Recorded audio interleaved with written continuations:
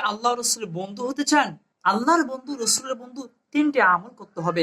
সালাত পর্ব আজকে আমাদের 20তম পর্ব। আজকে আমরা বলবো আল্লাহ রসুলের বন্ধু কারা। আল্লাহ রসুলের বন্ধু হইতেছে মুমিনগণ। এখন প্রশ্ন, মুমিনগণ কারা?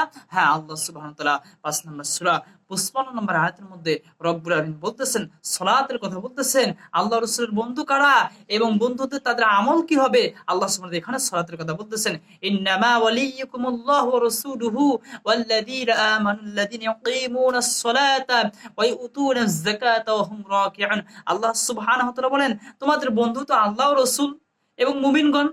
তোমাদের বন্ধু আল্লাহ রসুল। আল্লাহ রসুলের বন্ধু কারা? মুমিনগণ। এখন মুমিনগণ কারা? প্রশ্ন, মুমিনগণ হলো যারা সালাত কায়েম করে, যাকাত প্রদান করে এবং যারা বিনম্র বিনয়ী হয়। সুবহানাল্লাহ। তাহলে আমরা কি বুঝলাম? আল্লাহ সুবহানাহু ওয়া তাআলা 5 নম্বর সূরা মাইদার 55 নম্বর আয়াতের মধ্যে বলেন, তোমাদের বন্ধু হলো আল্লাহ রসুল। মুমিনগণ, মুমিনগণ কারা?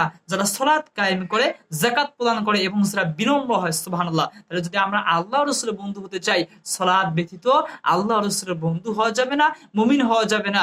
আর মুমিন না হলে আমরা কখনো আল্লাহ রাসূলের বন্ধু হতে পারবো না। অবশ্যই অবশ্যই যদি আপনি আল্লাহর রাসূল সাল্লাল্লাহু আলাইহি ওয়াসাল্লামের বন্ধু হতে চান, সালাত কায়েম করতে হবে। এই সালাত ব্যতীত আপনি আল্লাহ রাসূলের বন্ধু হতে পারবেন না। এরপরে দ্বিতীয় আমল, যাকাত আপনাকে প্রদান করতে হবে। 3 নম্বরে আপনাকে বিনয়ী বিনম্র হতে হবে।